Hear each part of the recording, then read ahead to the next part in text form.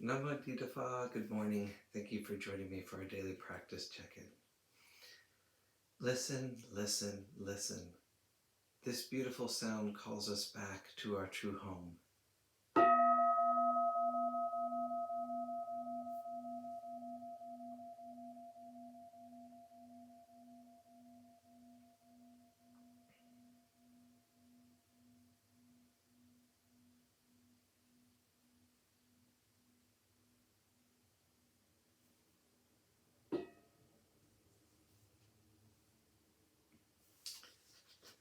The third mindfulness training.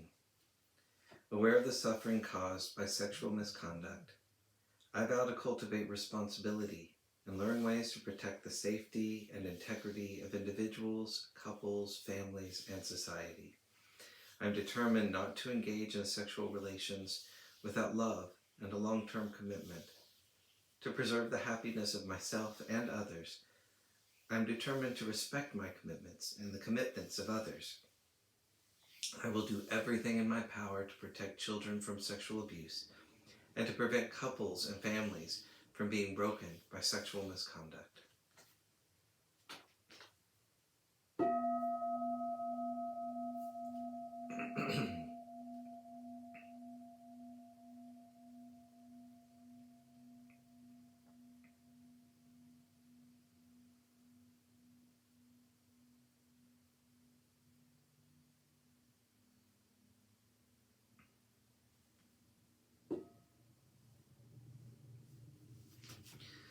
For today's Dharma reading, we're reading the second part of Lungpo Pasana's reflections on which practice is right for me. This is from Beginning Our Day by the monastics of Abhayagiri Monastery. To employ this test skillfully takes practice, reflection, and a willingness to experiment and try things out. But it's something we need to do. Practicing Dhamma in accordance with Dhamma, Dhamma nu Dhamma pati pati, is a quality that needs our close attention. In fact, it's a key element of stream entry. So as we go about our daily lives, as we continue to cultivate the practice, it is helpful to reflect, does what I'm doing accord with Dhamma? What I'm saying, thinking, and feeling, does it accord with Dhamma? If we are willing to investigate these questions closely, their answers will help us clarify whether our particular practices are leading us in the right direction. It's important to also understand that what works for us will change depending on conditions. For instance, just because something worked today doesn't mean it's going to work tomorrow, and what didn't work in the past may work for us now. This makes it necessary for us to adapt and experiment.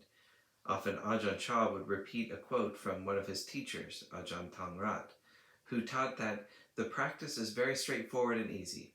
If the defilements come high, then duck. If they come low, jump.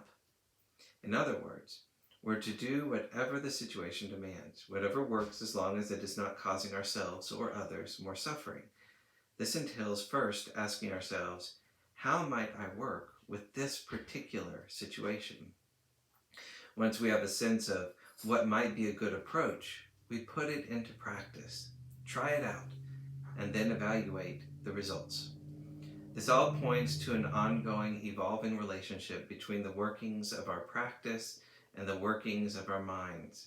It takes time to discover skillful ways of engaging with that relationship. It's a learning process. But by sticking with this process, by taking a genuine interest in it, we can develop a good sense of what practices, whether from teachers or our own innovations, are truly beneficial, what practices accord with Dhamma, what practices genuinely work for us.